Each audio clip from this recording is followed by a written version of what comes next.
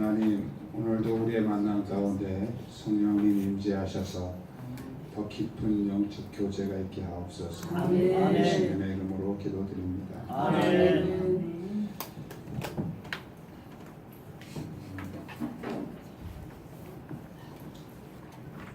어제 어떤 젊은 집사한테서 전화가 왔어요. 저희가 지금 한 3개월째 많이 힘든 상태에 있는데 갑자기 전화를 하고 싶은 감동이 와서 전화를 했다고 제가 받았는데 한 3개월째 이렇게 병원에 가도 별 특별한 증상도 없고 그냥 힘이 빠지고 또 여기저기가 아프고 밥도 제대로 못 먹고 그래서 그것은 병원에 가도 낫는 병이 아니고 마음의 병이다. 의사도 그렇게 얘기를 한대요. 그러면서 자기 안에 결벽증이 있는 것 같다. 그리고 어떤 생각이 시작이 되면 계속 꼬리를 물고 이렇게 그 안 좋은 생각을 자꾸 상상으로 이렇게 하게 된다. 어떻게 하면 좋겠냐? 여러분 어떻게 상담을 해줘야 될까요?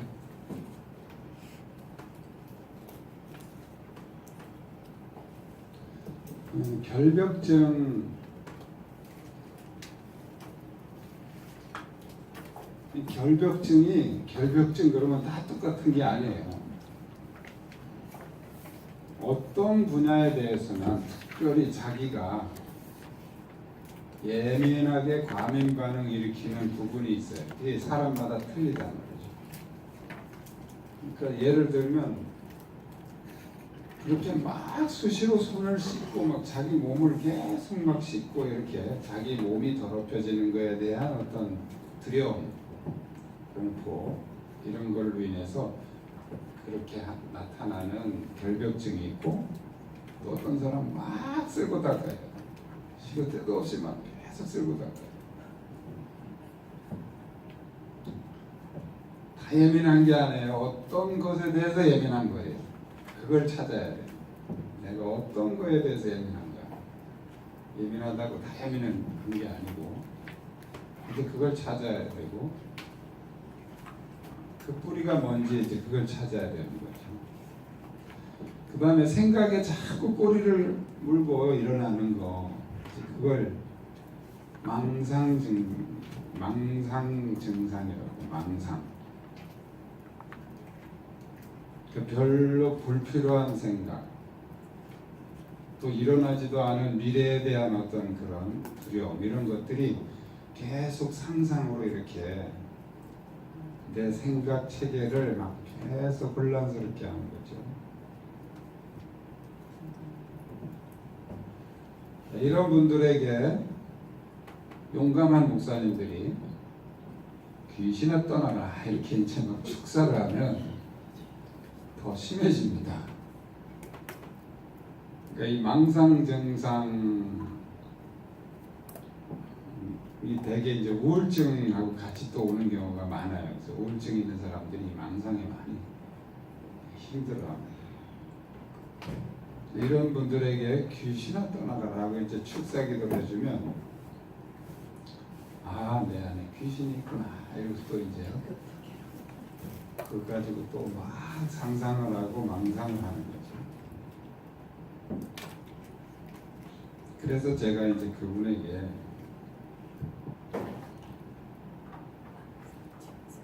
하나님께서 지금 그 집사예요. 당신을 지금 이미 치유하고 계십니다. 대부분 내가 어떤 증상인지도 모르고 얘기해줘도 거부하고 그러는데 지금 알고 있잖아요. 내가 결벽 증세가 있는 거야. 또 이런 망상 증상이 알고 있죠. 그래서 하나님이 성령님이 지금 이미 치유를 시작한 거다. 우리 치유에서 가장 기초 처음으로 시작되는 것은 이 깨달음에서부터 시작돼요. 깨닫지 못하면 별소리 다 해도 소용없어요. 그거 이렇게 앞에서 강의해도 야 저거 남의 문제로 다 연관해서 이해하는 사람은 아직도 멀었어요. 그걸. 내 안에 이게 있구나. 이게 이제 저는 우리 흔히 깨닫는다는 거 이것이 어떤 원리나 이치를 이해하는 거를 우리는 깨닫는다라고 생각을 하고 있는데 맞는지 틀리는지 모르지만 저는 이 깨닫는다고 하는 의미가 자기 속에 있는 어떤 것들이 발견되어지는 것을 깨닫는다라고 이렇게 저는 생각을 합니다. 자, 어떤 원리를 설교 시간에나 이런 세미나 때 들으면서 이렇게 이해할 수 있어요. 아, 맞아.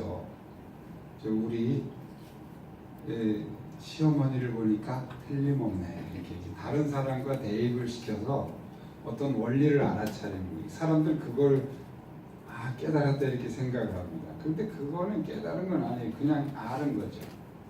아는 거. 깨달았다 그러면 내 속에 이런 문제가 있구나 하고 자기의 문제를 발견하는 거를 깨닫는다 저는 그렇게 생각합니다. 그래서 치유는 깨닫는 데서부터 시작이 됩니다. 자, 우리 인격의 3요소 지정의 지난번에 그 성막 설계도에서는 떡상, 등대, 분향단 이렇게 얘기를 했죠. 자, 그러면 이 지정의 인격 전체에서부터 어떤 변화와 회복 또는 치유가 일어나려고 그러면 감정의 부분에서의 상처만 가지고 되는 게 아니란 말이에요. 이 지식 부분에서부터의 어떤 깨달음. 상처도 내 안에 이런 상처가 있구나 하는 그걸 깨달아야지. 그 다음에 이제 감정 부분에서 해결이 돼야 되고 의지 부분에서 훈련이 돼야 되고 이게 전인격적으로 가야 되는 거란 말이죠. 자, 우리의 삶의 지금 현재 나의 모습은 전인격적인 어떤 과거로부터 흘러오면서 전인격적인 어떤 뿌리가 있단 말이에요. 그것이 감정의 뿌리이기도 하고요. 지식의 뿌리도 있고요. 또 잘못 습관되어진 의지의 뿌리도 있단 말이죠. 이런 뿌리들을 우리가 찾아내서 깨닫는 것이 가장 어떤 치유의 시작이랍니다. 제가 그분에게 막 격려를 했어요. 그러니까 막 걱정, 근심, 고민이 많은 사람은 일단 이 마음의 짐부터 털어줘야 돼. 그래서 그건 아무것도 아니고 지금 하나님께서 지금 치유가 이미 시작된 것이다 이렇게. 자기는 지금 힘들어 죽겠다 그러는데 하나님이 치유를 시작하셨다 그러니까 가벼워지잖아요. 저녁에 전화가 왔어요. 저하고 통화하고 나서 밥도 맛있게 먹었고 밥을 못 먹었었는데 그렇게 밥맛이 좋아지고 다 난 것 같다고 그래요. 다 난 건 아니지만 다 난 것 같이 느껴지는 거죠. 마음의 부담을 많이 덜어주니까. 이런 상담 사역에서는 그런 것들이 좀 필요한 것 같아요. 너무 심각하게 진실, 사실을 얘기하는 것이 꼭 옳은 건 아니에요. 당신 지금 이런 증상이 있어. 심각해. 이제 큰일 나. 그때부터 이제 더 막 무거운 짐을 하나 갖다 확 얹어주는 거죠. 그렇지 않아도 무거운데. 그건 하나의 이제 어떤 상담의 기법이죠. 지혜. 특히 목회자들이 너무 어떤 정의감이나 이제 말씀에 이렇게 집중하다 보면 그 사람의 상태와 상관없이 그냥 이렇게 막 정죄하고 무거운 짐을 더 실어주는 경우가 많습니다. 그래서 이렇게 가볍게 사실 이렇게 뭐 옳고 그른 문제는 자기가 치유되면 자기가 다 알아요. 너 이건 잘못됐어. 뭐 이런 얘기 안 해도 자기가 알아요. 치유되면. 우리 삶은 참 무섭게도 어떤 뿌리를 가지고 있습니다. 이제 그분에게도 내가 그 얘기를 했어요. 이건 뿌리가 있다. 그냥 만들어진 게 아니고 뭐 어떻게 해야 되느냐. 나도 어떻게 되는지 모른다. 내가 해답을 줄 수가 없다. 왜냐하면 똑같은 현상 같아도 다르거든요. 똑같이 허리가 아파도 달라요. 사람에 따라 다 달라요. 근데 우리는 자기가 경험한 세계를 가지고서 이렇게 하면 돼. 이렇게 어떤 너무 쉽게 정답을 내린단 말이에요. 그래서 우리 상담하실 때도 그렇고 여러분 스스로가도 그렇고 너무 쉽게 정답을 내리지 마세요. 모른다 그래 모른다고. 그럼 어떻게 해야 됩니까? 답답해 죽는 거죠. 답답해야 돼요. 그리고 이제 성령님께 물어보시죠. 성령님이 가장 잘하시고 그리고 이제 예민한 분들에게는 또 격려를 주는 거죠. 예민한 분들은 영적으로 민감하기 때문에 다른 사람보다 훨씬 더 성령의 음성을 빨리 알아차릴 수 있어요. 그 사실이에요. 뭐 격려하기 위해서보다도 사실이 그래요. 이 민감한 사람들은 어떤 악한 영들의 방해에도 많이 휘둘리기도 하지만 그게 조금만 초점을 맞춰지면 성령의 음성에도 민감하거든요. 그런 부분들을 이제 용기를 주고 성령님께서 이미 시작하셨고 당신은 다른 사람들보다 더 빨리 그 부분이 회복될 수 있습니다 라고 말하면 지금까지는 부정적인 생각의 망상으로 깊이 빠져들어가는데 이렇게 이제 용기를 주면 그때부터 이제 긍정적인 망상으로 들어가죠. 하나님이 나를 치료하시고 있구나. 그리고 성령님께서 나에게 응답을 주시겠구나. 그러면서 이제 그 성령님께 초점이 맞춰지면 의외로 빨리 어떤 해답이 나올 수도 있죠. 우리가 너무 어떤 틀을 가지고서 이렇게 하면 돼 저렇게 하면 돼 하는 거는 굉장히 별로 좋은 사역은 아니에요. 답답해야 됩니다.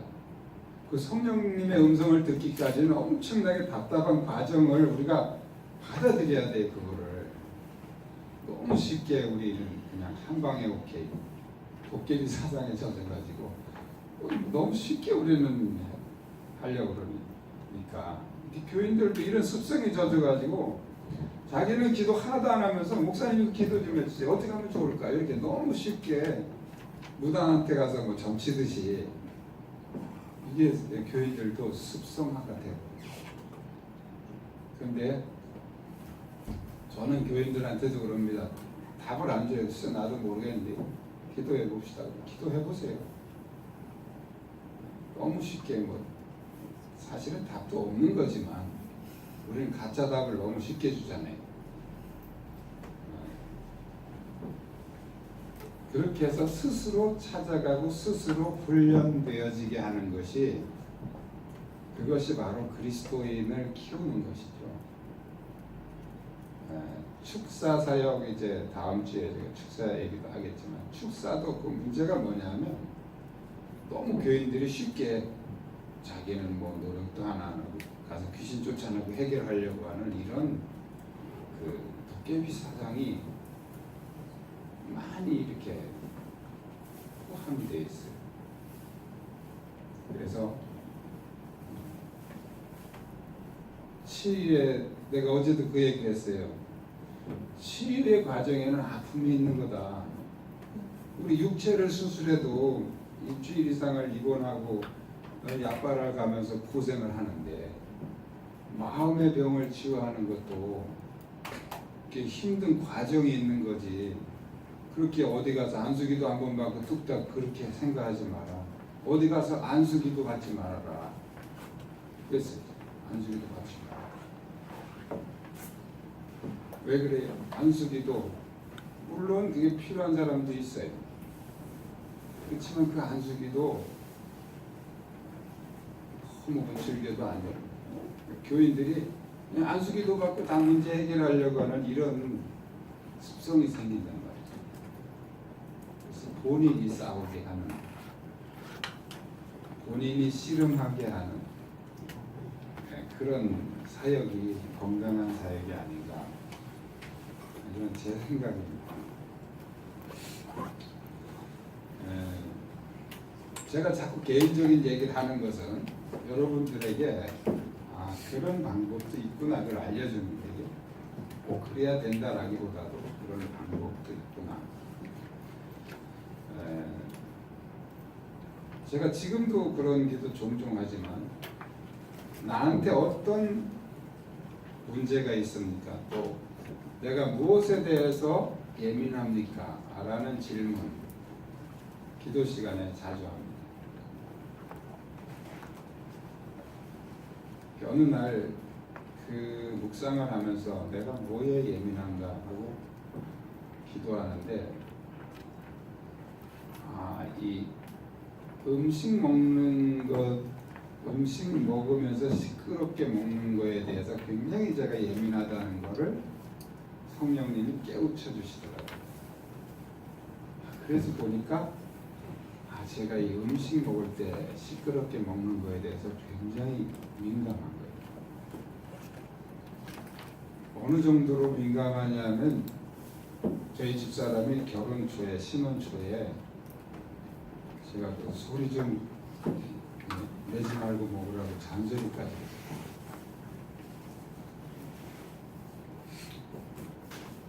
했어요. 이 밥을 먹는데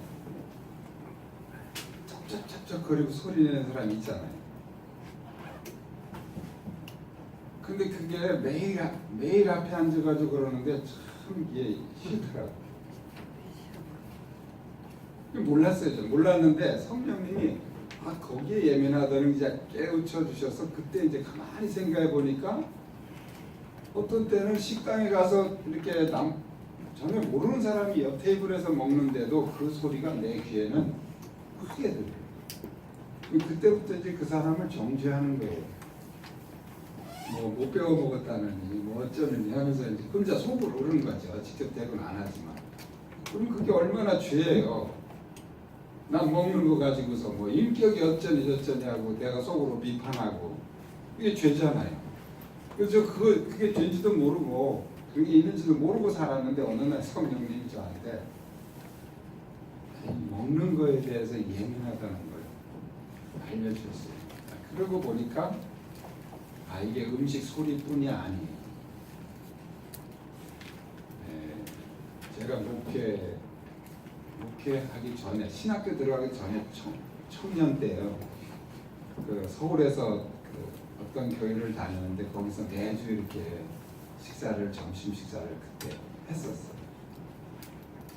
근데 저는 청년이고 총각이죠, 총각. 근데 그 주방에서 그 집사님들이 그 음식 싸가는 게 왜 그게 내 눈에 걸려요. 내 눈에 걸리는데 정말 취해 보이더라고요. 음식 싸가는 게. 나중에 제가 이제 이렇게 전도사가 돼서 또 다른 교회 가봐도 가는 데마다 그런 거예요. 야, 이 한국 교회에 여자들이 참 문제가 심각하구나. 왜 저렇게 그냥 싸가지 못해서 안달인가. 일단 목표라면 이거 싹 버르장머리를 고쳐야 되겠다, 이렇게 생각을 하고 천목 퀴즈를 갔는데, 거기는 교회가 시골 교회니까, 작은 교회니까 밥을 매주 안 해먹고 이제 1년에 성탄절 때하고 추수감사 때 이렇게 한두 번 합니다. 제가 거기서 감주를 했어요. 잔뜩 해서 남기지 말고, 남은 것도 그 싸가지 가지 말고 딱 인원에 맞춰서 해요. 거기 시골 그 순진한 집사님들이 진짜 잘 맞춰가지고 거의 안 나게 하더라고요. 그 정도 되면 베테랑이죠. 인원수 맞춰가지고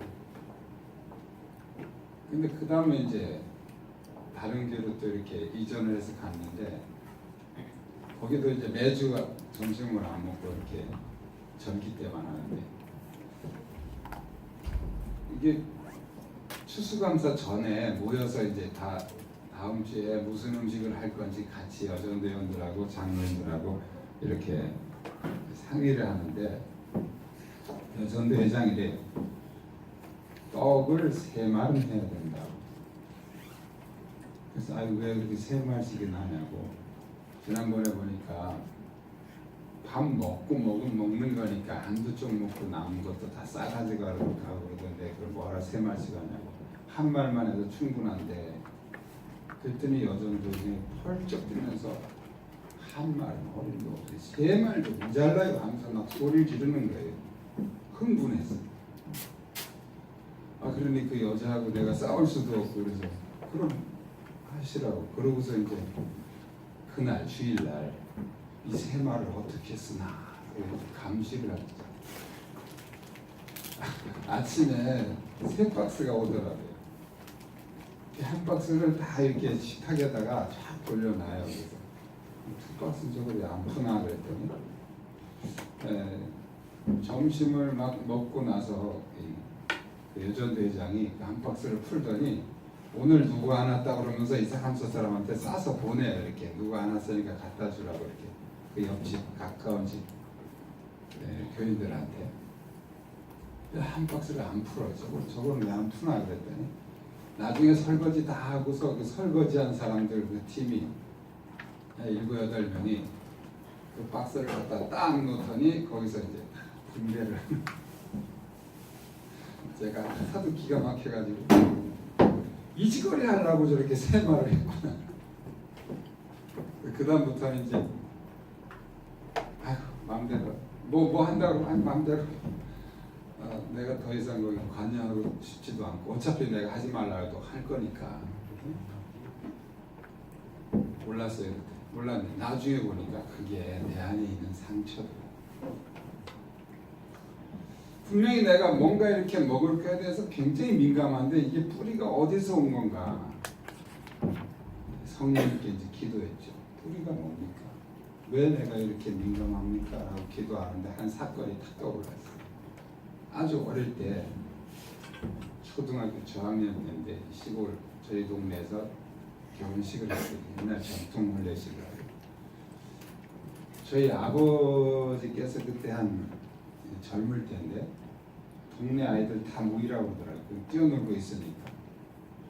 그래서 갔더니 이 테이블 위에다가 이렇게 과자 뭐 이렇게 사탕 마른 오징어 이런 거 이렇게 해놓고서는 지금부터 내가 여기 땅 하면 먼저 집어가는 사람이 임자다 여기 땅 이렇게 얘기를 해요. 그래서 언제 여기 땅 하려나 그런데 벌써 애들이 다 집어갔어요. 저희 아버지가 약간 그 유머러스한 게 있어요. 먼저 집어가는 사람이 임자다 여기 땅 이렇게 할 줄 저는 생각하고 있는데 먼저 집어가는 사람이 임자다 여기 땅 이랬어요. 그러니까 이제 눈치 빠른 사람이 다 집어간 거죠. 그래서 저는 겨우 오징어 다리 하나 집었는데 제 사촌이 고종 사촌이 양쪽 주머니 이렇게 볼록하게 동작이 워낙 빨라요.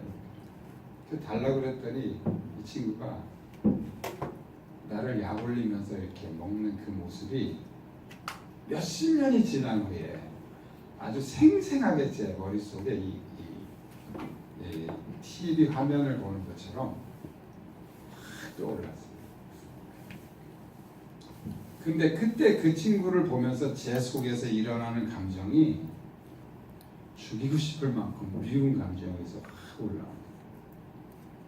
이게 몇십 년 여기 묻혀있던 거예요. 무의식 속에 묻혀있던 건데 제가 하나님 성령님께 기도하니까 성령님이 그 부분을 확 끄집어내신 거예요. 그러고 나서 보니까 저희 집사람이 밥 먹는 소리 시끄럽게 먹는 사람이 아니에요. 제가 과민 반응이 일어난 거죠. 자, 저 뒤에 저 시계 소리 다시 안 들립니다. 그런데 밤에 잠이 안 와가지고 뒤척일 때는 저 시계 소리가 망치 소리처럼 들립니다. 딱, 딱. 딱딱 이렇게 들려요. 저는 그것도 경험해봤어요. 뭘까요? 똑같은 소리인데 내가 예민해지면 크게 들린다. 자, 우리 안에 예민해지게 하는 어떤 뿌리가 있어요. 저는 이런 음식에 대한 상처가 있으니까 이제 음식에 대해서 모든 사건이 다 예민해지는 거예요. 싸가지고 가는 것도 꼴보기 싫고, 소리 내고 먹는 것도 꼴보기 싫고, 껌 씹는 것도 여러 종류예요. 이렇게 씹는 사람 정말 꼴보기 싫어요. 교양 없어 보이고 매너 없어 보이고. 근데 그게 다 내 안에 있는 상처더라고요. 우리 세대에는 대부분 이 음식에 대한 상처들이 있어요. 우리 세대들이 여자들이나 남자들은 대체적으로 이 먹는 거에 민감합니다. 예민해요. 뭐 남는 거 보면 아까워서 쩔쩔매고, 여러분 집에서도 그냥 아까워서 뭐 못 버리고 그냥 그거 다 집어먹다가 살찌고, 이런 분들은 음식에 대한 상처가 있어요. 제가 그래서 제가 남는 거를 못 보는 거예요. 너무 아까워서. 그 부분에서 해결하지 않으면 계속 음식을 갈구하게 되죠. 갔다가 못 먹고 버리는 한이 있어도 싸가지 가는 거예요. 싸가지고 가.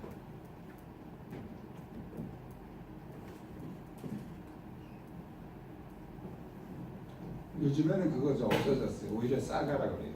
안 싸가면 어떻게, 다 썩어서 쓰레기로 버리는데 싸가면 감사합니다.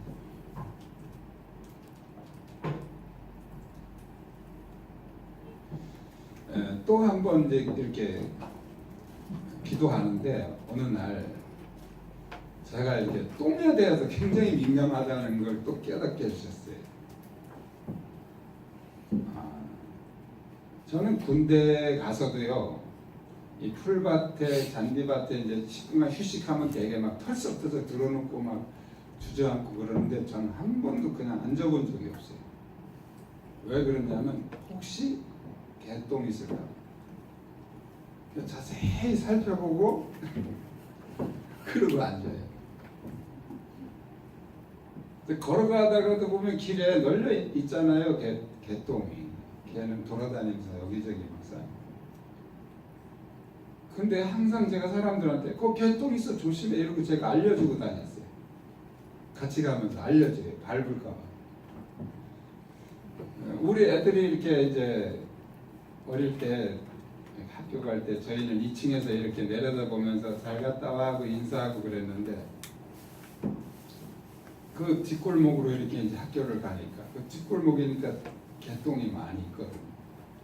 그때도 제가 항상 아이들에게 그 개똥 있다 조심해 이쪽으로 돌아가, 이렇게 늘 제가 이게 똥에 대해서 민감한 거예요. 이걸 성령님이 이제 깨우쳐 주시더라고요. 그래서 기도했죠. 제가 왜 이렇게 똥에 대해서 민감한가요? 라고 기도하는데 또 한 사건이 딱 떠올랐어요. 제가 어릴 때는 저희 집이 초가집이었어요. 이렇게. 그리고 이제 여기 툇마루가 이렇게 있고 마당이 이렇게, 이제 대개 시골 사람들은 그 가을에 타작을 해야 되니까 마당을 이렇게 만듭니다. 타작할 공간을. 그 이쪽에 이제 고모네 집에 가는 길이고 여기는 아랫집 가는 길이고, 이렇게 신장로가 아니고 이렇게 조금은 사람만 다니는 우솔길이죠. 아주 산골 벽지니까. 여기는 또 윗집 가는 길이고. 고모네 집에 놀러 갔다가 이제 어느 여름날 제가 이렇게 여기 들어오고 있는데, 여기가 이제 개울 건너 고모네 집이 있어요. 이 왼쪽 발에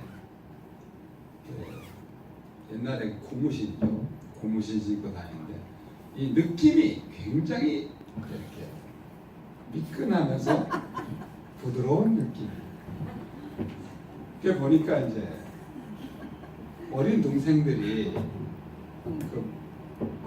옛날에는 화장실도 그렇잖아요. 그러니까 어린 동생들이 거의 마당가에다 이렇게 볼일을 보는데 어린 동생이 싸는 똥을 밟은 거예요. 그럼 밟을 수 있죠. 근데 문제는 뭐냐면 여기 툇마루에 앉아 계시던 아버지께서 너는 누구 눈을 뜨고 댕기는 거냐 마는 거냐 왜 똥을 밟느냐고 소리를 지르시면서 빨리 가서 씻고 와라. 이제 개울로 뛰어갔죠. 저는 지금도 왜 아버지가 그렇게 화를 내셨는지, 똥은 내가 밟았는데 왜 아버지가 화를 내셨는지 이해를 못해요. 지금도. 이제 가서 그 자갈 개울 물에다가 막 이렇게 비벼서 씻고 이제 들어오는데 이번에는 이쪽을 밟고 또 밟았어. 그런데 아버지께서 그때까지 여기 앉아 계시다가 그걸 또 보셨어요. 처음에는 화를 내시더니 두 번째는 완전히 너털 웃음을 웃으시면서 세상에 똥을 밟은 거 씻고 오라고 했더니 씻고 오다가 또 밟느냐 그러면서 너털 웃음을 웃으시더라고요. 거기까지는 괜찮아. 그때부터 사람들 모인 자리에서 생각만 나면 저놈이 저게 똥 밟은 거 씻고 오라고 했더니 씻고 오다가 또 밟은 놈이라고 저를 두 번씩이나 똥 밟은 놈으로 이렇게 동네 사람들한테 제가 집사람 만나서 이제 결혼 전에 인사시키러 갔는데 그때도 얘기해요. 제 기억으로는 그때가 마지막이었던 것 같아요.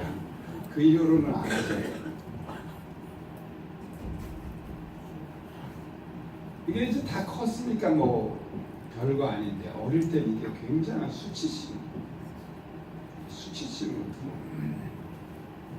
그러니까 이게 똥에 대해서 굉장히 예민한 거예요.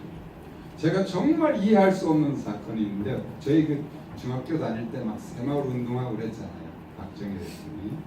그래서 아침마다 나가서 동네 한 바퀴 마당 길 바닥 쓸고 그러고 학교 가고 그랬어요. 그게 뭐 전국적으로 그랬죠. 다 이제 마당 쓰신 분들 여기 많이 계실 거예요. 그래서 길에 가서 이렇게 이제 그 시장 등 그 길을 이렇게 쓸고 있는데 그 시장통에 사는 그 동네 아저씨 한 분이 이렇게 쓸어 모은 자리에 그 개똥이 있는데 그 개똥을 맨손으로 막 해가지고 이렇게 쓰레기통에다 담는 거예요. 그래서 아니 어떻게 저 개똥을 맨손으로 이해를 못한 거예요. 그런데 그게 그 사람한테는 아무것도 아니에요. 저만 그게 큰 사건이지. 이게 이 상처가 있으니까 계속 그게 여기서 민감해지는 거죠. 자, 이것은 이제 저의 경험이고 여러분들이 기도하면서 성령님 나는 뭐에 민감한가? 무엇에 예민합니까? 라고 질문하면서 묵상을 하면 떠오르는 게 있어요. 성령님께서 치료하시는 우리 삶에 어떤 문제가 있으면 그 치료하기를 원하시는데 우리가 그렇게 인격적으로 그분에게 의뢰를 하면 그분이 치료하시기 위해서 제일 먼저 하시는 작업이 깨닫게 하십니다.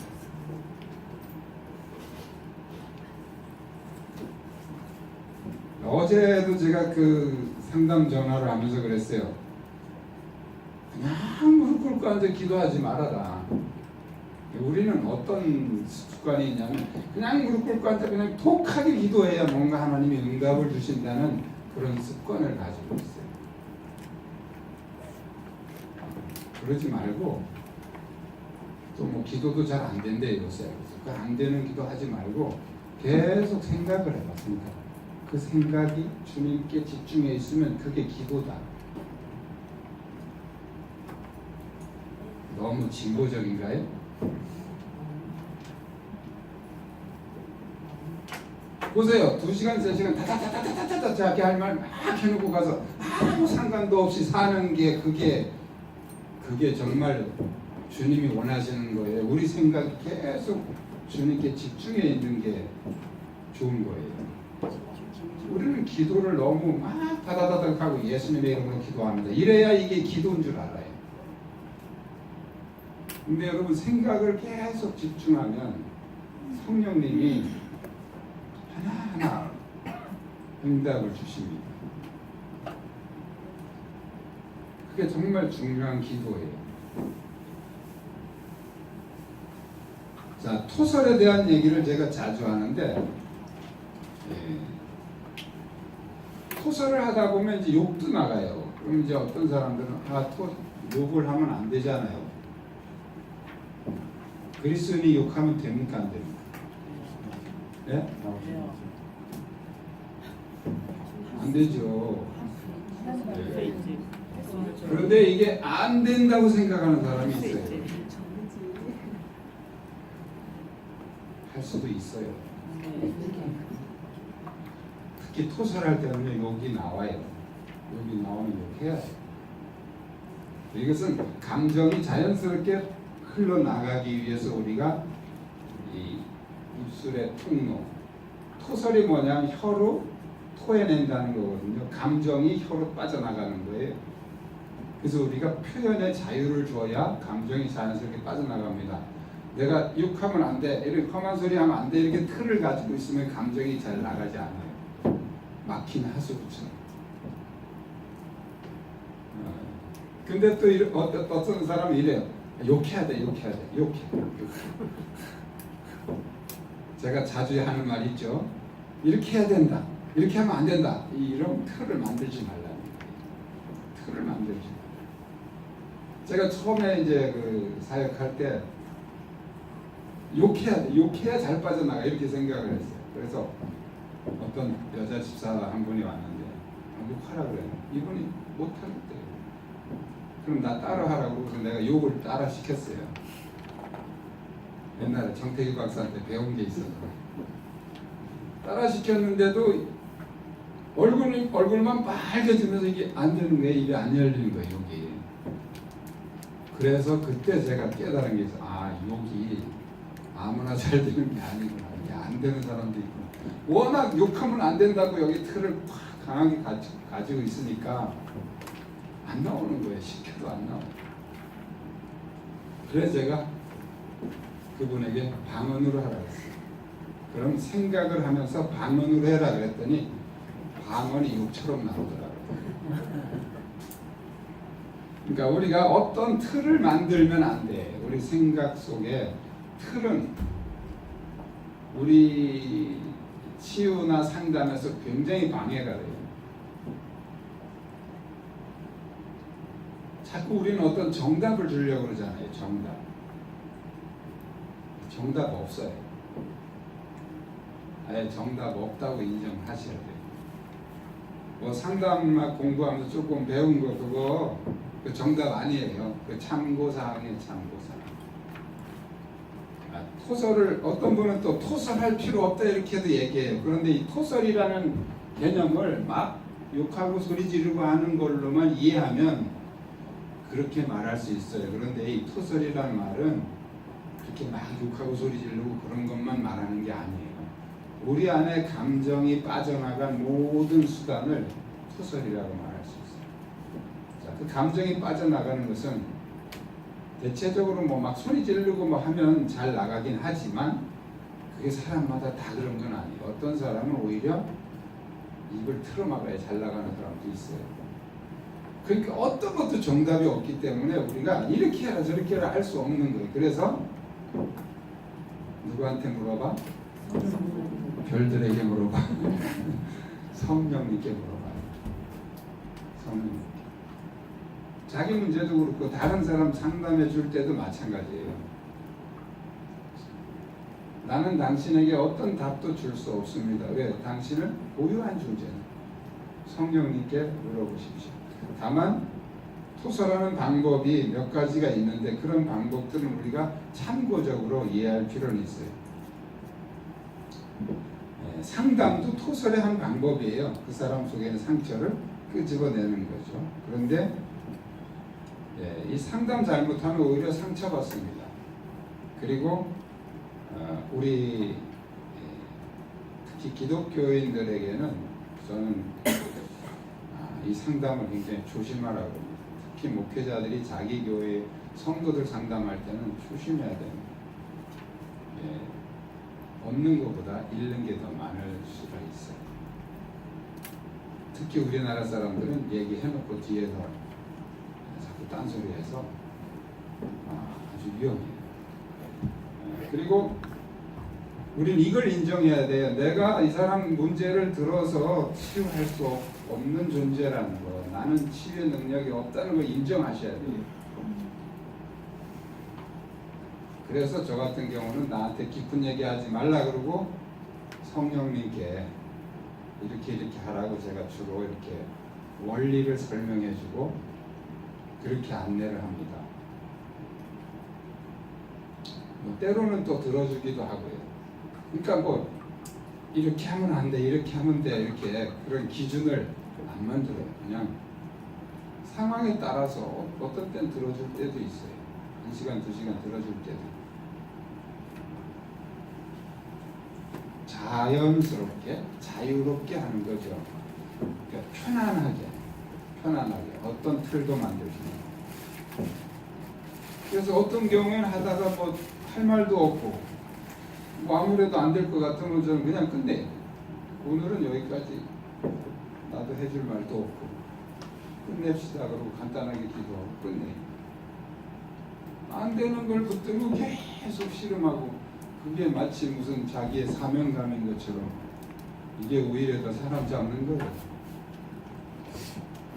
정말 우리가 성령님을 신뢰한다면 우리가 막 노력하기보다 자꾸 그분이 어떻게 하실까에 대해서 우리는 기다려주고 궁금해하고 또 그분의 도와주시기를 우리가 자꾸 요청하고 그것이 정말 성령님을 신뢰하는 거지. 우리가 막 그냥 강제로 소리 질러 가면서 뭐 밤새 가면서 막 그렇게 한다고 그게 꼭 좋은 사역은 아니다. 음악을 통해서 어떤 명상치 치료, 또 욕치료, 욕테라피라고 하는데 이 욕치료는 정태기 박사가 우리나라에 최초로 이렇게 한 거다 이렇게 얘기를 하더라고요. 그분이 이렇게 얘기했어요.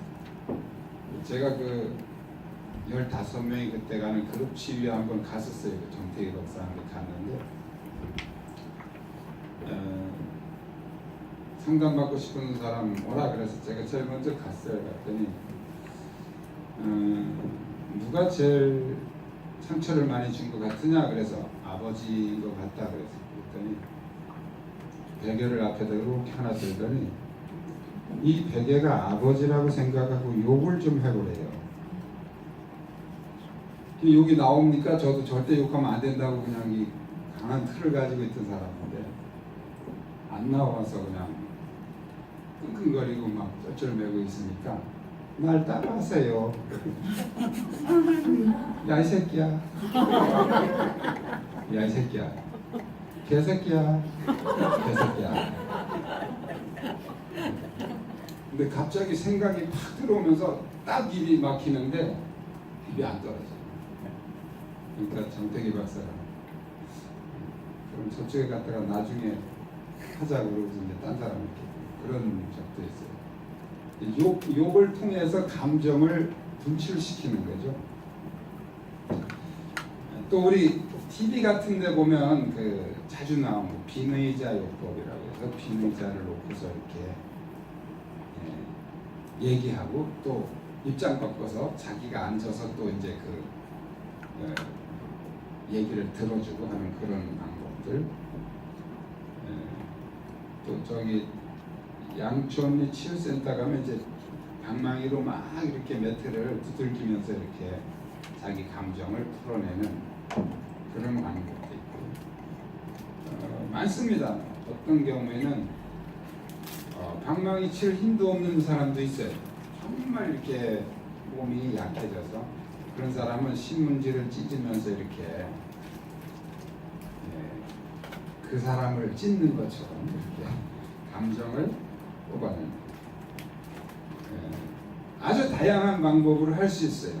제가 어떤 기도원에 가서 이 세미나를 1시간 한 적이 있는데 금요 기도회 때 옛날에요.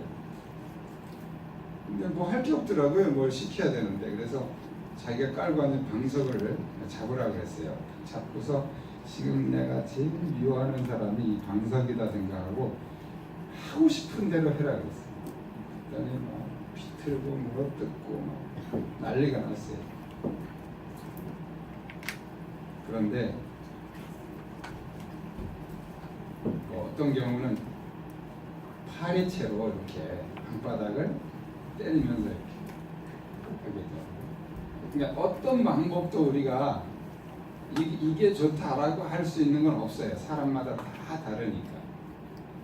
그래서 누군가를 돕는 사역을 할 때는 이 사람은 어떤 방법으로 하면 좋겠습니까? 라는 걸 질문해야 되고, 또 내 자신이 할 때도 어떻게 하면 내 안에 있는 상처들이 빠져나갈 수 있는지 그 방법을 성령님께서 알려주시기를 기도하는 것이 가장 정확합니다.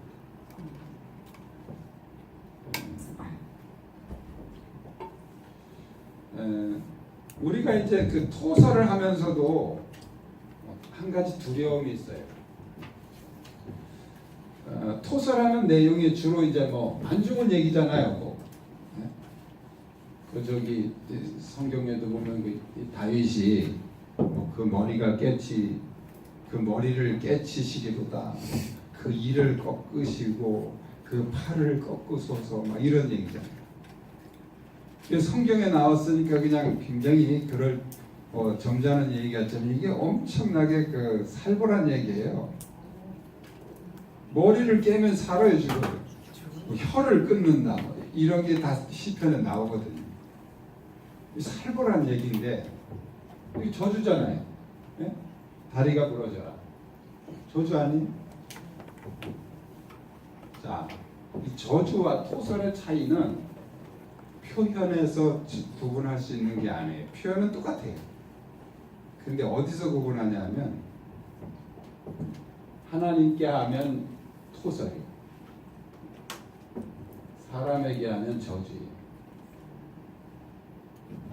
사람에다 직접 대고서 너 그런 식으로 하면 다리 부러질 거야. 너 그런 식으로 하면 사고 날 거야. 막 이렇게 이제 독설을 하는 사람들이 있어요. 요거는 저주예요. 성경은 우리에게 절대 저주하지 말라요. 저주하지 말고 토설을 하라는 거예요. 토설. 하나님 앞에 와서. 하나님 앞에 와서 하는 건 토설이에요. 표현은 똑같아요. 자기 감정에서 하고 싶은 대로 하는 거예요. 다윗이 그 이빨을 꺾으시고 막 혀를 끊으시고 막 그게 그 대적들 블레셋 사람들한테 한 게 아니에요.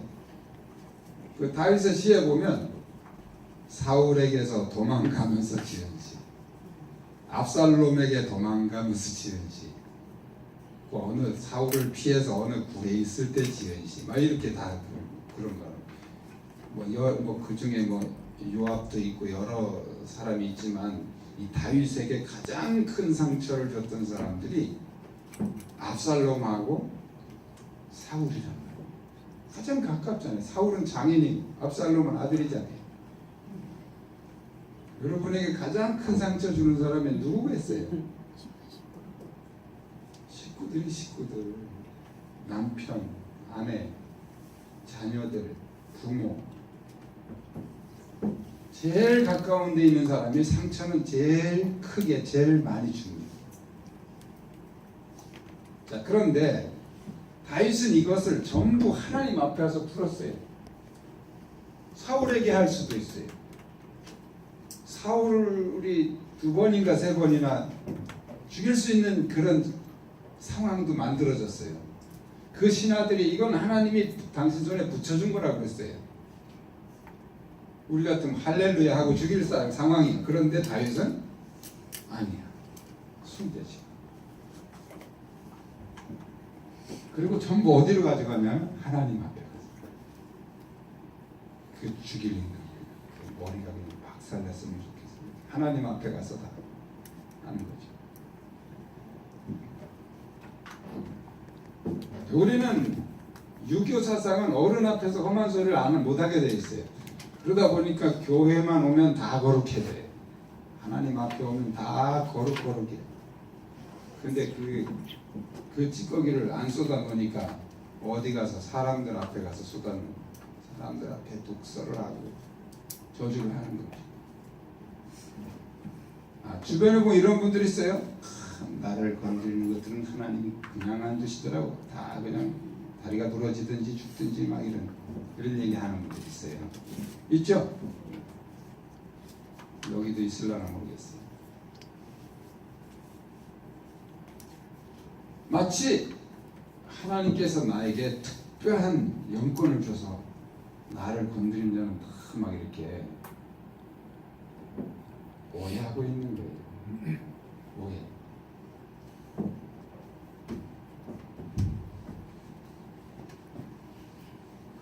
사람은 다 살다 보면 아파요. 사고도 나고 죽기도 해요. 나를 괴롭혀서 그렇게 한 게 아니에요. 그냥 그 살다 그렇게 한 거예요. 내가 그걸 연결시켜서 특별히 내가 영빨이 세고 뭔가 이렇게 그렇게 착각을 하는 거죠. 네.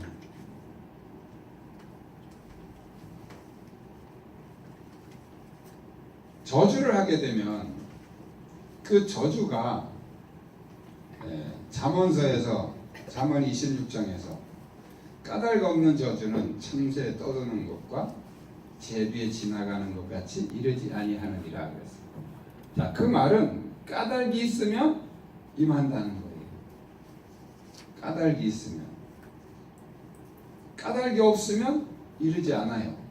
그러나 까닭이 있으면 그 저주가 임한다는 거잖아요. 전제돼 있잖아요.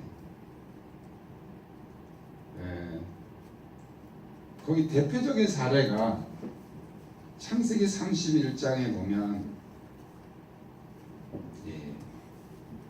라반이 야곱을 쫓아와가지고 막 이러고 저러고 말이 많은데 그 중에 하나가 왜 내 드라빔을 훔쳐가냐.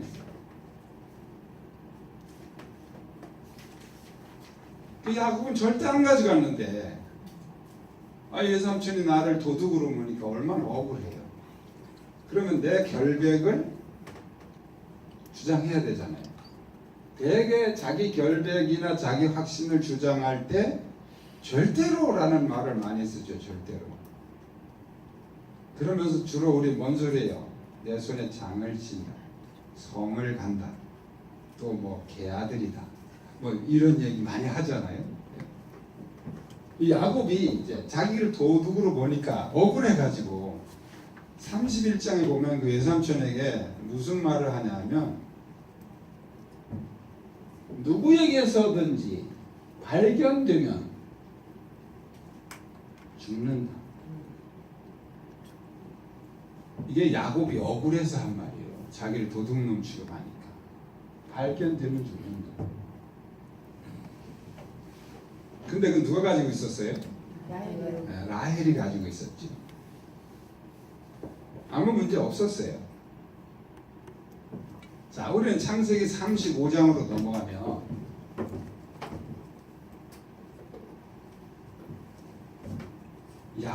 라헬이 베델에 올라가서 제사 드리고 내려오는 길에 죽어요. 젊은 나이에. 애기 낳다 죽으니까 젊은 나이 아니에요. 애기 낳는 나이니까. 왜 죽은 거예요? 사람이 죽는 이유는 딱 두 가지입니다. 숨을 못 쉬거나 밥을 못 먹거나. 라헬은 숨을 못 쉬어서 죽었어요. 제사 드리러 베델에까지 갔다가 오다 죽었으니까 밥을 먹어 죽은 건 아니잖아요. 숨을 못 쉬어 죽은 거죠. 자, 이건 이제 여담이고, 젊은 나이에 죽는 것은 하나님 뜻이 아닙니다. 뭔가가 문제가 있어서 죽는 거예요. 우리는 그냥 뭐 죽기만 하면 다 하나님의 뜻이라고 무조건 싸바르는데, 그렇게 싸바른다고 해서 문제가 해결되는 건 아니에요. 무슨 이유가 있단 말이에요. 죽을 젊은 나이. 물론 8, 90세 넘어 돌아가시는 분들은 이유 딱 한 가지예요. 노환이에요. 노환. 자, 이 젊은 라헬이 더군다나 에기나타가 왜 죽냔 말이에요. 성경을 자세히 보면요, 기가 막히게 연결되어 있어요.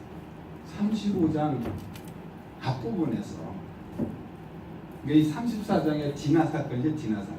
엄청난 두려움에 있을 때 하나님이 야곱에게 이렇게 말씀하십니다. 너 베델에 올라가서 제사 드려라. 네가 형한테 도망갈 때 나한테 서운한 거, 그 베델에서 천사 오르락내리락 하는 거, 그것을 서운하잖아요. 내가. 근데 이걸 까맣게 잊고 어디로 갔냐면 세겜으로 갔어요. 세겜, 어둠의 땅. 이 세겜은 검다는 뜻이에요. 검다는 뜻이. 어둠의 땅이죠. 이 어둠의 땅에 가서 지금 오순도순 잘 살려고 그랬는데 뭐가 터지냐면 디나 사건이 터진 거예요. 이 사건으로 인해서 이제 집단 학살이 일어나면서 엄청난 두려움에 빠지게 될 때 그때 하나님이 베델의 제사를 딱 상기시켜 주신 거죠. 그래서 이제 야곱이 베델로 올라가기로 결심을 하고 식구들을 다 부릅니다. 불러서 35장 1, 2절에서 뭐라고 말하냐면 옛날에 내가 형의 낯을 도망갈 때 베델에서 이렇게 서운한 게 있는데 우리가 거기 올라가서 제사를 드려야 된다. 그러니까 너희들이 몸에 있는 장신구나 이런 거 다 가지고 와. 그래서 그때 다 이 야곱의 식구들이 가지고 나옵니다. 그게 전부 다 뭐냐면 미신이나 우상이나 이런 장신구들이에요. 그래서 그것을 이제 그 무슨 나무에서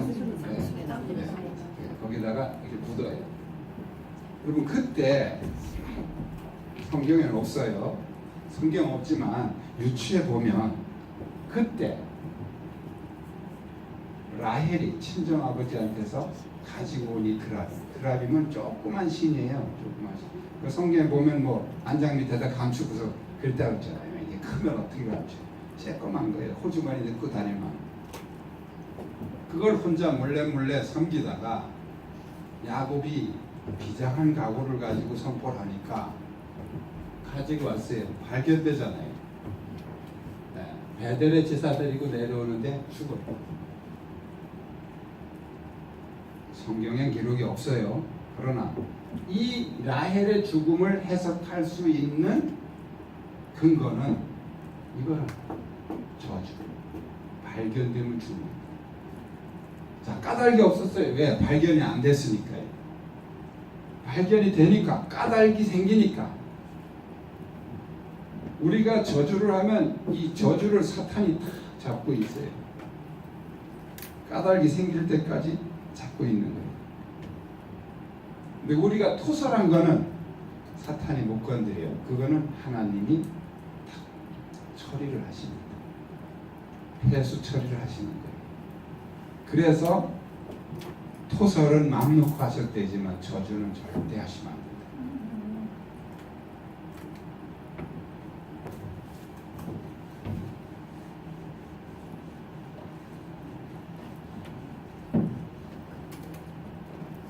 그래서 하나님 앞에서는 마음 놓고 하셔도 돼요.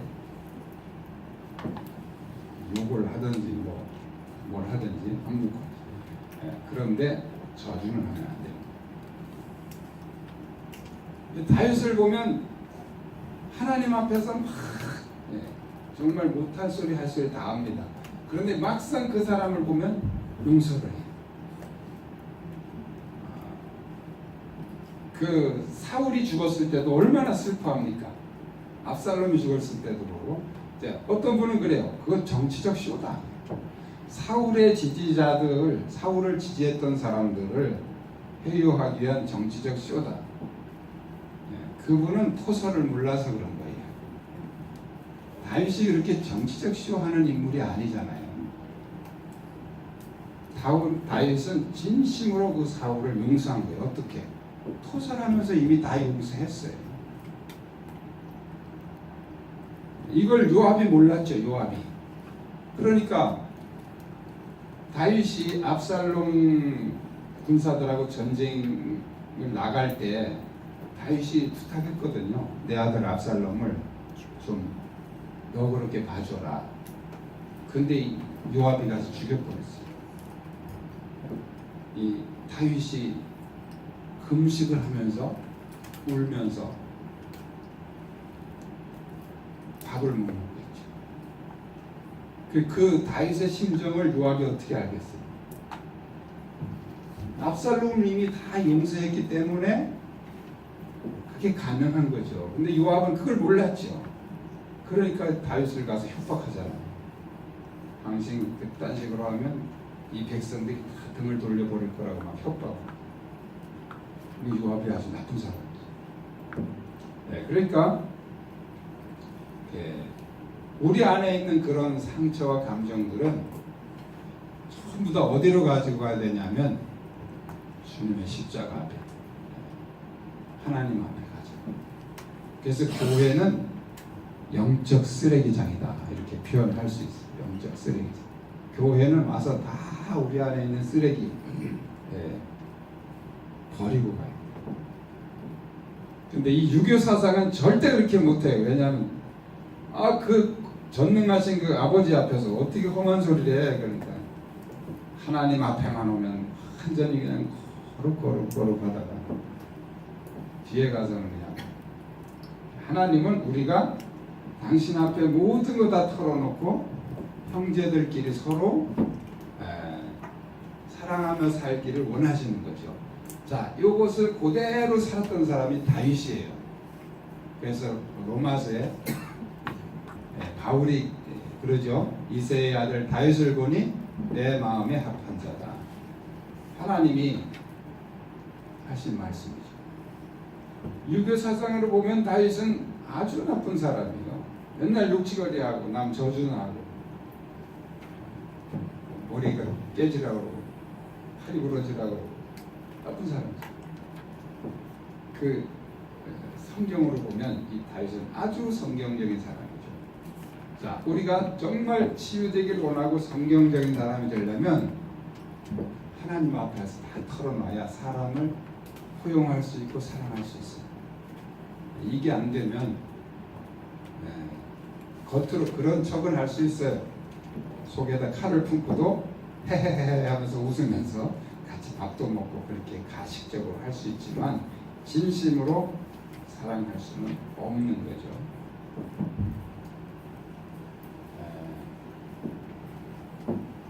지금부터는 이제 용서에 대해서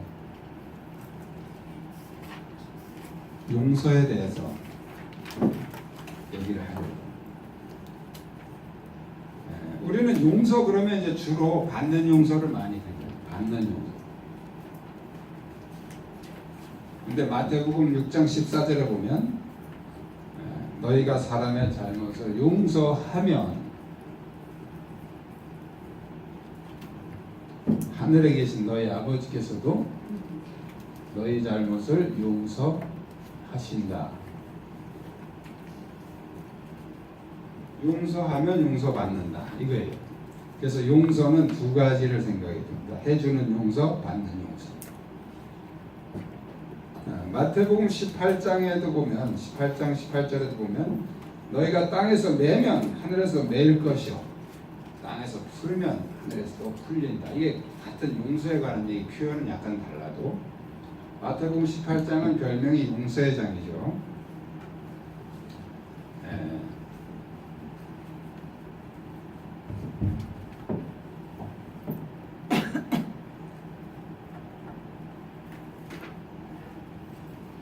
죄와 상처는 서로 다른 채널을 가지고 있어요. 서로 다른 채널을 가지고 있기 때문에 해결하는 방법도 달라야 돼요. 똑같이 처리해서 해결이 되는 게 아니죠. 자, 죄는 내가 남에게 잘못했을 때 내 안에 죄가 들어오는 것이죠.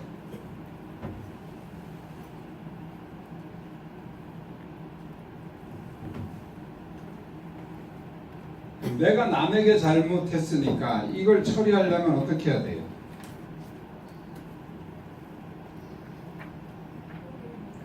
사과해야죠. 그걸 이제 기독교 용어로 회개라. 회개.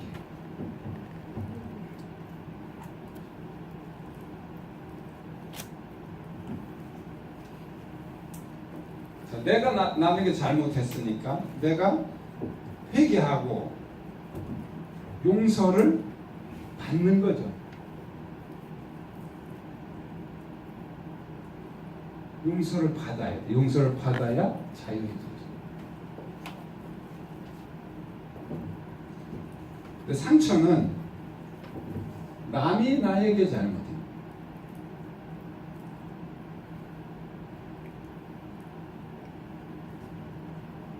내가 남에게 잘못한 것은 가서 회개하면 돼. 그리고 남이 나한테 잘못한 것은 그 사람이 나한테 와서 회개해야 되는 거잖아요. 그런데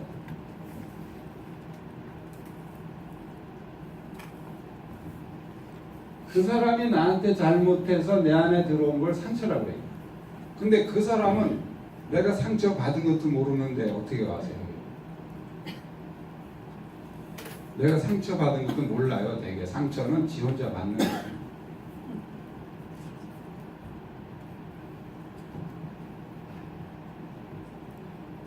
그러니까 간단하게 그 사람이 와서 나한테만 진심으로 뉘우치고 용서를 구하면 아주 쉬운데, 문제는 그 사람이 나한테 오냐 이거예요. 방법이 없어요. 얘기해 보세요. 지난번에 당신 그렇게 말해서 내가 얼마나 상처받았는지 몰라. 나한테 사과해야 돼. 그러면 아이고 그래 하고 사과할 사람이 몇이나 있는 거예요. 그까짓 게 무슨 상처야 이런다니까요. 그래서 상처를 한 번 더 받아. 그러니까 아예 그런 시도도 하지 마. 그래서 이것을 응급처치할 수 있는 방법이 뭐냐면 토설이에요. 내가 꺼내는 내가 꺼내는 내 속에 받은 상처. 어디 가서 하나님 앞에 가서 그게 토설 기도예요.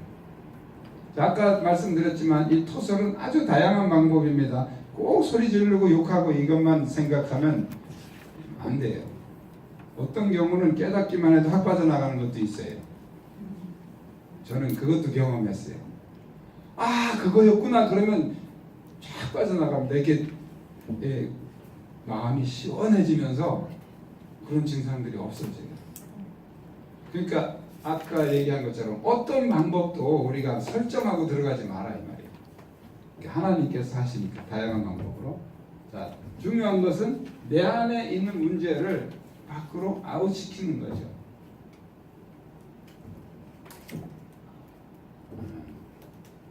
자, 그리고 이제 그 나한테 상처를 줬던 그 대상을 용서해 주지요. 해.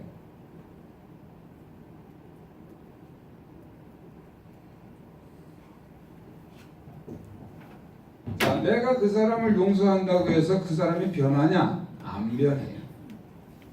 내가 용서한 줄도 모르고 상처 받은 줄도 몰라요. 그냥 이것은 내 혼자 해결하는 거예요.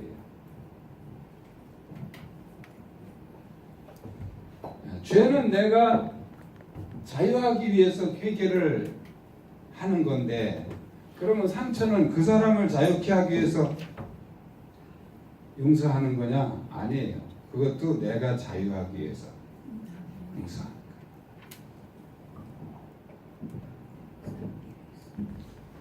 거예요. 어떤 분은 이런 분들이 있어요. 내가 기도할 때는 용서가 되더니 그 사람 얼굴을 보면 또 화가 치밀어 올라온다.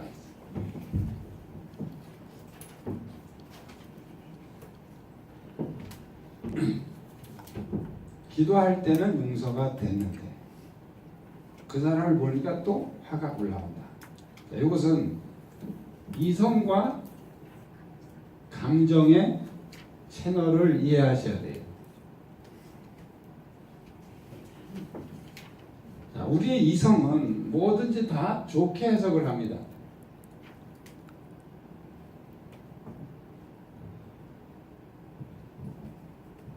내가 유리창을 깨서 혼이 났어요. 그럼 이성은 뭐라 그래요? 네가 유리창을 깨서 혼이 나는 거니까 너는 당연한 거야. 그러니까 네가 참아야 돼. 이렇게 이성은 막 우리를 진정시켜요. 이론적으로. 근데 감정은 사실을 그러니까 이상하게 분명히 내가 다 알고 이해는 하는데도 기분은 나쁘다 이 말이에요. 얻어맞으니까 기분은 나쁘. 여기 감정은 사실만 얘기해요.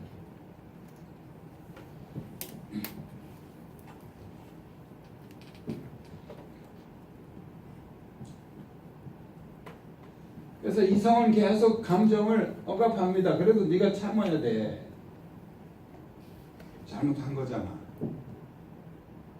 근데 감정은 그래도 나는 못 견디겠어. 자꾸 밖으로 나가려고 그래. 이성은 자꾸 참아요. 참으라 그래. 그래서 이제 이성적인 사람들은 화나는 일이 있어도 이성이 강하기 때문에 잘 통제를 합니다. 화난 척하고 웃기도 하고 가식적으로 이렇게. 근데 이제 감정이 강한 사람은 참지를 못해. 그래서 욱하고 그냥 될 말 안 될 말, 할 말 못할 말 막 합니다. 그러고 나서 나중에 가만히 생각해 보니까 자기가 너무 심해서 이제 사과하러 가는 거죠. 그래서 성질 부리면 지는 거예요. 부부싸움도 마찬가지고. 이 감정 통제를 못하면 손해보게 돼 있어요. 항상 사과할 일이 생기는 거죠. 그래서 이성과 감정이 이런 다른 채널을 가지고 있다는 걸 우리가 이해를 하셔야 돼요. 자, 기도할 때는 우리의 이성으로 하는 거죠. 하나님, 그 사람을 용서할 마음을 주시옵소서. 이성에서 왜 예수님이 원수를 사랑하라, 용서하라 그랬으니까 이성에서 용서할 마음을 주시옵소서 이렇게 기도를 했어요. 근데 감정에서는 하나도 안 나갔어. 그 사람에 대한 게. 그러니까 기도할 때는 이성으로 기도할 때는 용서가 돼. 그래서 마음도 편안해지는데 이제 그 감정이 딱 그 사람을 만나니까 확 올라오면서 분노가 일어나는 거죠. 그래서 이 감정으로 기도하는 걸 다른 말로 하면 토설기도라고. 감정을 쏟아내는 기도. 그러니까 표현이 중요한 게 아니에요. 아까 말한 것처럼 아무 말도 안 하고 앉아서도 감정을 확 쏟아낼 수 있어요. 그러면 그게 토설. 그래서 내 안에 있는 이 감정이 상한 감정이죠. 그러니까 정상적인 감정이 아니고 병든 감정, 상한 감정. 이 상한 감정이 있는 한 우리 안에 평안과 자유가 없습니다. 근심, 걱정, 염려, 불안, 공포 이런 것들은 전부 다 이런 상처에서 오는 경우가 많아요. 대부분 상처에서. 아까도 망상 얘기했는데 망상도 그런 상처가 많은 사람들이 그런 망상 장애가 옵니다. 상처가 너무 많아서.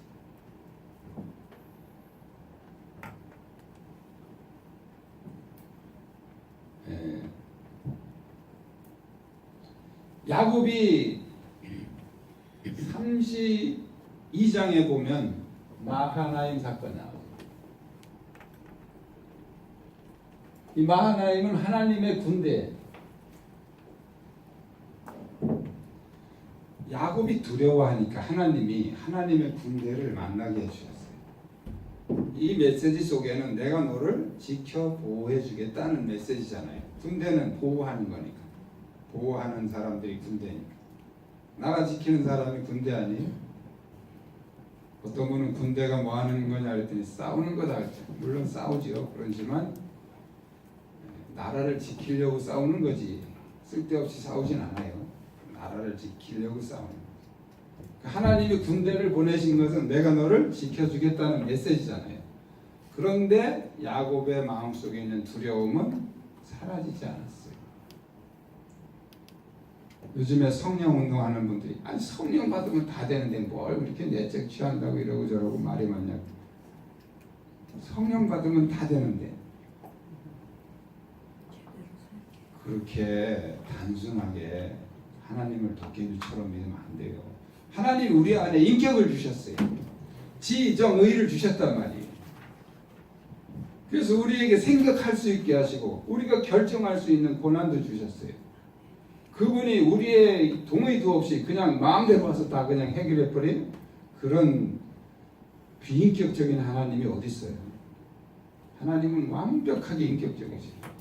우리가 동의하지 않는 거요 털끝 하나 안 건드려요.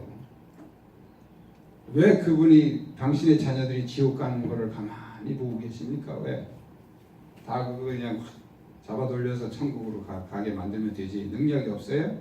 아니에요. 그분은 온전한 인격이시기 때문에 우리의 분야에, 우리의 영역에 대해서는 그만큼도 침범을 안 하셔요. 우리가 건방져가지고 하나님 영역에 막 기어 들어가서 날뛰는 거지. 성령 받으면 다 되는데 그렇게 단순한 게 아니에요. 성령님이 우선 우리를 도와주시지만 우리 동의 없이는 하나도 안 하십니다. 그분이. 그래서 우리 안에 이런 문제들은 우리가 그분에게 내놔야 되는 거예요. 야곱이 마하나임 하나님의 군대를 만나도 그 두려움의 문제는 해결이 안 됐어요. 그건 하나님이 해결해 주는 게 아니에요. 야곱이 해결해야 되는 거죠. 그래서 문제를 해결하는 것과 은혜를 받는 것은 다른 거예요. 밥을 먹는 것과 화장실 가는 건 다르단 말이에요. 밥만 많이 먹으면 됩니까? 네? 화장실을 가야 되는 것이지. 문제를 해결하는 것은 화장실 가는 거란 말이에요. 성령 받으면 다 된다고요? 안 되는 게 더 많아요. 성령도 똑바로 받아야지. 똑똑하게 받아야지. 맹하게 받으면은 우리 용서의 문제는 하나님이 그냥 해결해 주시는 게 아니에요. 우리 보고 해결하라는 거예요. 그래서 예수님이 너희가 사람의 잘못을 용서해 주면 하늘에 계신 너희 아버지께서 너희 죄를 용서해 주실 것이고 아니면 아니고 네가 하는 대로 하겠다 그 말이죠. 그런 부분은 우리의 인격에 하나님이 철저하게 넘기셨어요. 네가 해라. 왜 예수를 믿으면 구원받게 하셨습니까? 그냥 다 구원시키지. 그 믿는 게 뭐냐면 내가 동의하고 그분을 인격적으로 내가 받아들이는 거예요. 그것을 요한복음 1장 10절에서는 영접이라는 표현을 쓰고 있어요. 영접. 영접은 하나님이 치고 들어오는 게 아니에요. 내가 그분을 인격적으로 받아들이는 거죠. 용서의 문제도 마찬가지입니다. 그래서 기도로 두려움이 없어지는 게 아니다. 우리 흔히 누가 좀 요새 뭐 이런 공포가 있다 그러면 대부분의 목사님은 마스터키 하나 딱 주잖아요. 기도해, 기도, 신기도하세요.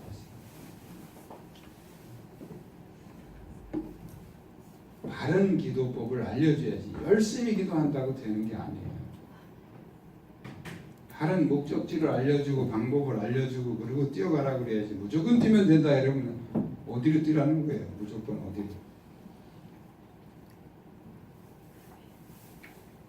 서울로 갈 건지 부산으로 갈 건지 목적지를 알려주고 그래야지. 무조건 기차 타고 가다 보면 나올 거다 이러면 되겠어요? 무조건 기차만 열심히 타고 가면 부산이 나올 거다. 서울 가는 거 타면 어떻게 할 거예요? 점점 더 반대로 가잖아요. 그러니까 우리가 무조건 기도만 하면 된다. 기도 열심히 하면 된다. 이거는 굉장히 정말 답답하게 가르치는 거예요. 문제를 알려주고 그런 방법도 알려주고 그렇게 풀어가게 되는 거죠. 근데 이 해주는 용서와 받는 용서는 순서가 있어요. 순서가 아무렇게나 막이 아니에요. 하나님, 나, 너 이게 삼각관계예요. 마태복음 6장 14절 또 마태복음 18장 18절에서 예수님이 이렇게 말씀하고 있어요. 네가 사람의 잘못을 용서하면 하늘에 계신 하나님이 너를 용서하시고 여기서 안 되면 여기서도 안 된다. 이 순서예요. 정확한 순서예요. 반대로 할 수도 있죠. 네? 반대로 하나님이 너 하실 거니까 너 그냥 용서하고 살아 이렇게 해도 돼요. 근데 예수님은 딱 여기 뭐뭐 하면 조건부죠. 하면 조건부.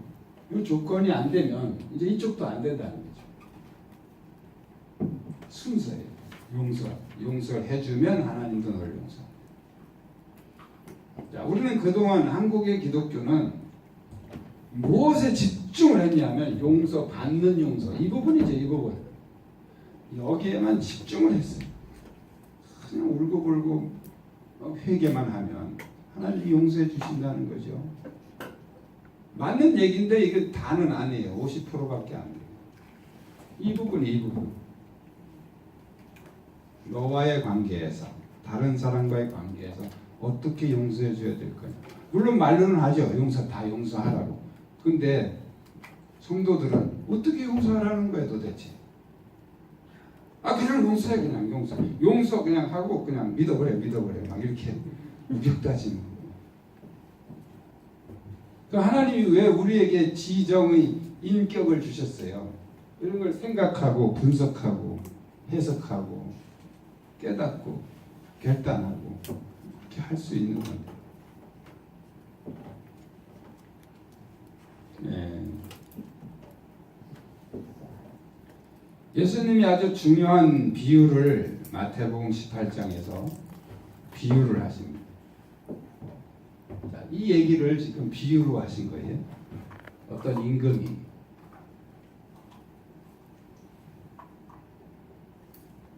종에게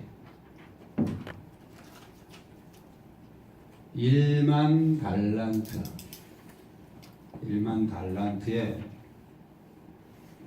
빚을 진 종이 임금이 갚으라고 그러니까 조금만 참아달라 그러고 이제 부탁을 했어요. 그랬더니 임금이 그냥 가서 잘 살아. 이걸 이제 성경에서는 탕감이라고.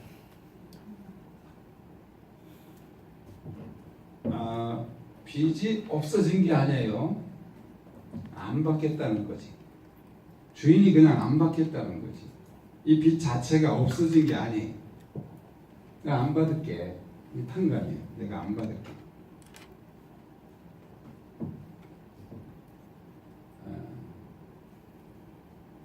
동료라고 나왔나요? 요즘 성경에 옛날에는 동관이라고 나왔는데 너지요, 너. 똑같은 관계. 이 종이 이제 1만 달란트를 탕감받고 나가다가 누굴 만나냐면 너를 만난 거예요. 너는 나에게 옛날에 100데나리온을 빌려간 사람이에요.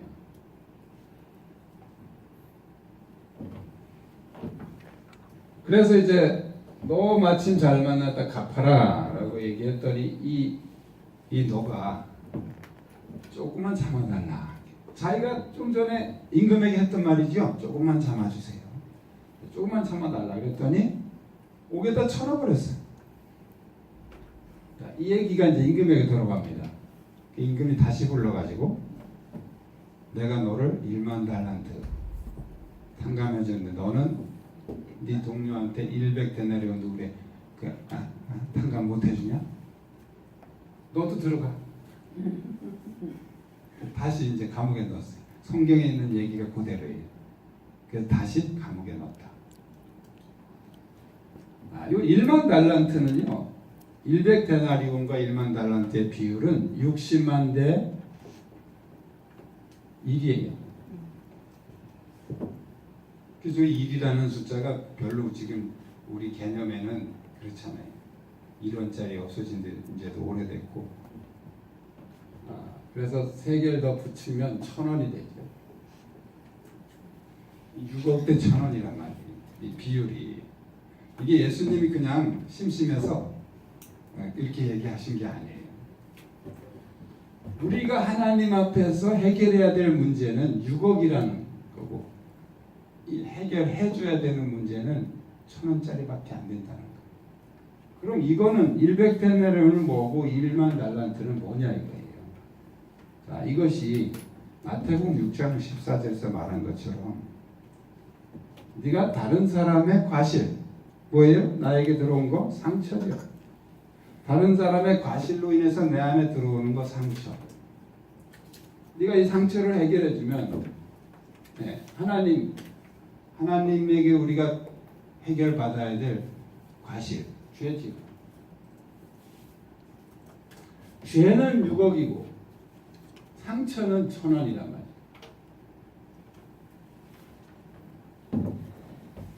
자, 이런 거죠. 6억의 빛을 다 탕감받고 어마어마하게 기뻤는데 그 기쁨을 일순간에 싹 뺏어가고 분노로 내 안에 분노가 일어나게 하는 것이 상처다.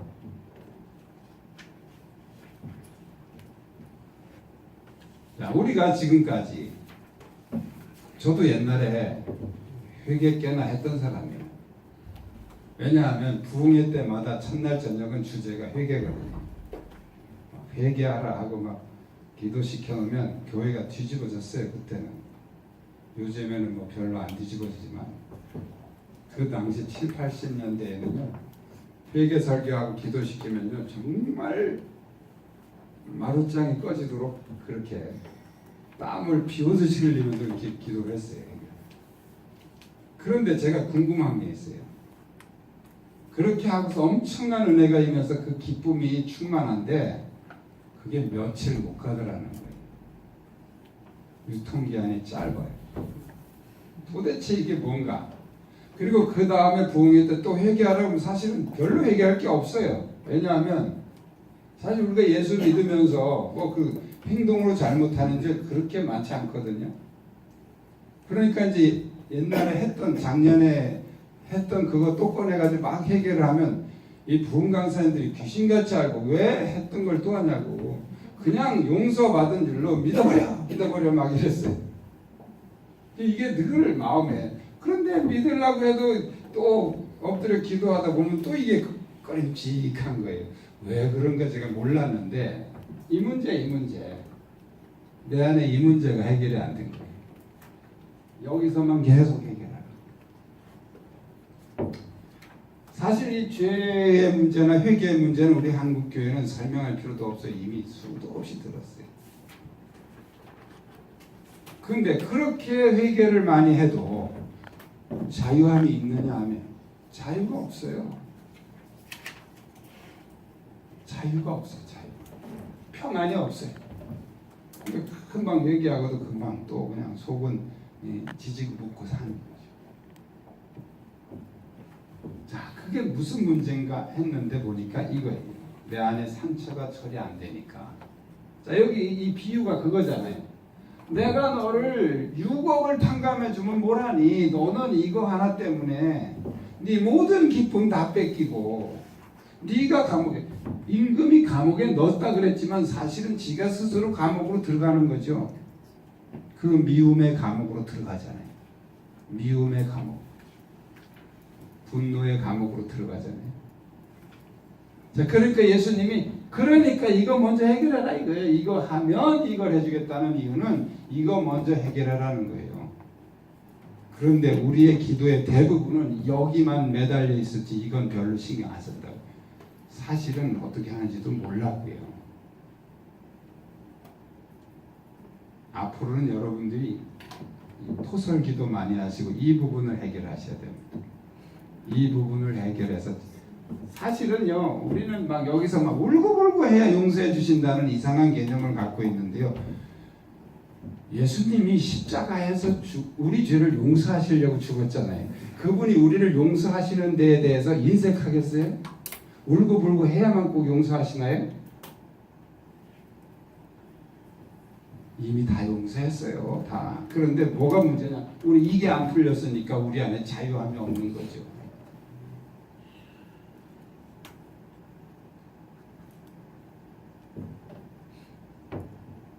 그럼 제가 궁금한 게 있어요. 왜 이것은 6억이고 이것은 1,000원밖에 안 되냐 이거죠. 생각해보면 이게 훨씬 더 많은데 그렇잖아요. 상처가 많아요? 죄가 많아요? 상처가 훨씬 많죠. 맨 상처투성이죠. 죄는 사실 눈을 부릅뜨고 찾아도 몇 개 안 돼. 그래서 제가 이제 고민을 하면서 왜 이렇게 예수님을 표현하셨을까? 이게 그냥 예수님이 그냥 대충 한 얘기가 아니잖아요. 뭔가 깊은 의미가 있다고요. 묵상을 하는데 예수님이 다 깨달음을 줬어요. 자, 우리가 상처를 받으면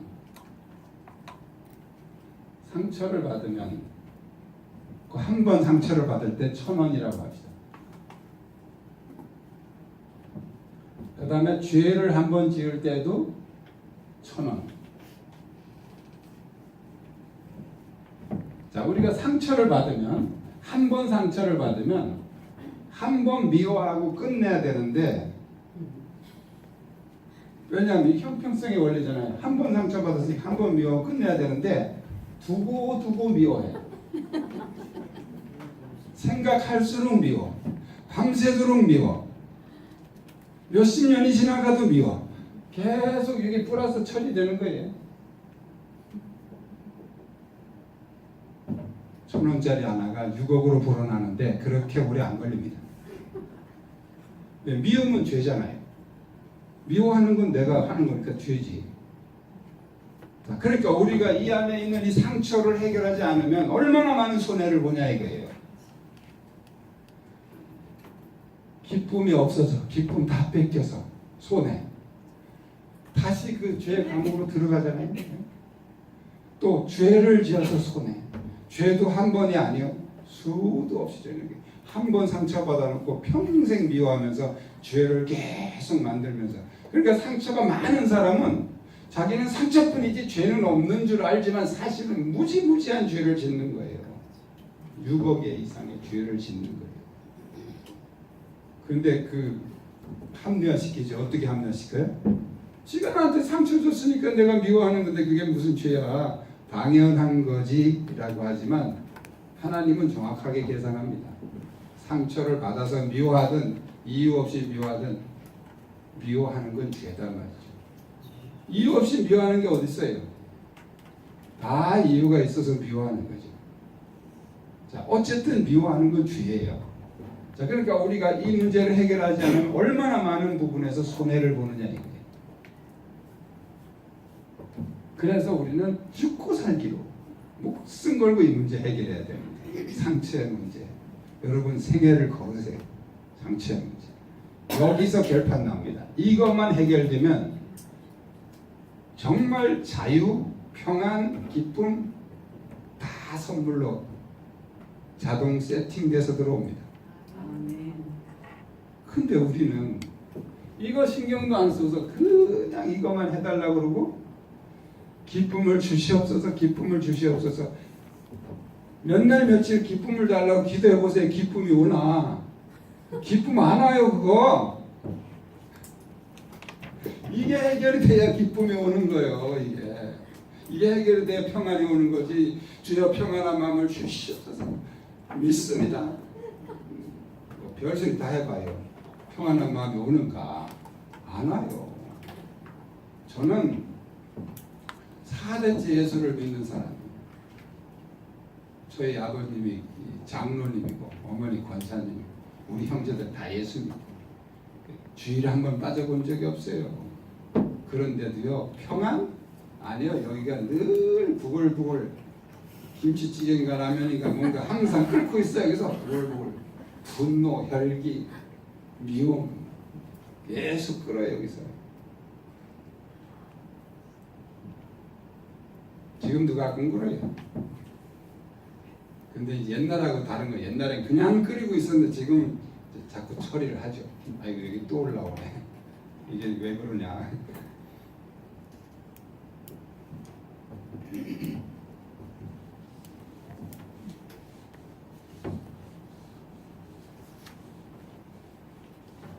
진리가 너희를 자유케 하리라 그러는데 자유함이 있습니까 우리? 자유가 없잖아요.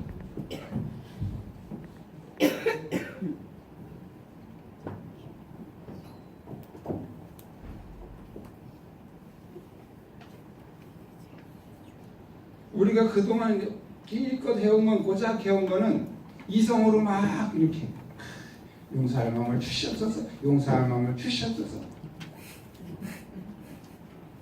이 미움의 귀신은 떠나가라.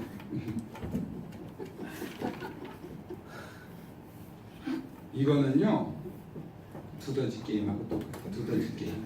탁 치면 쏙 들어갔다가 또 쏙 올라. 몇 대 하면서 올라오잖아요. 두더지 게임. 이성으로 막 이렇게 해결하려고 그러는 건 두더지 게임과 똑같은 거예요. 감정을 끄집어내야 된다 말이에요. 감정을 쏟아내버려야 된다. 그것을 다른 말로 토설기도라고. 이게 해결이 안 되면 하나님 앞에 아무리 우리 용서받아도 그 비유에 그대로 아주 그 비유를 예수님이 기가 막히게 어떻게 그렇게 예수님이 정확하게 비유를 하셨는가. 저는 그 비유를 이렇게 연구하다가 정말 소름이 끼쳤어요. 어떻게 이렇게 정확하게 표현을 하셨는가. 그 1만 달란트와 100데나리온까지도 이렇게 정확하게 표현하셨죠.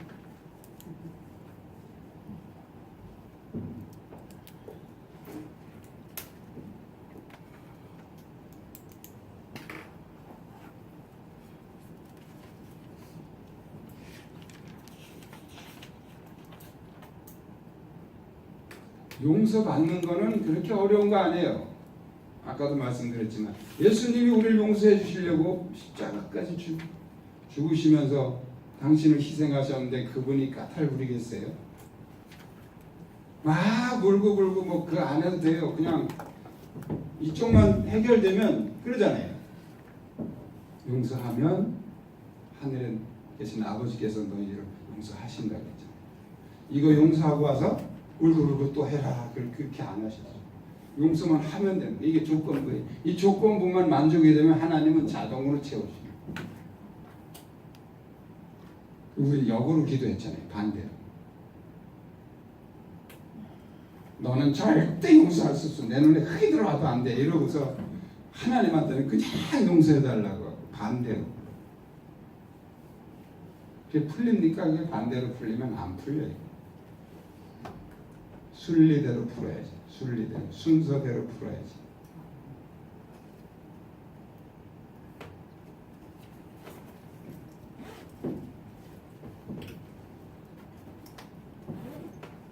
자, 오늘은 여기까지 하겠습니다.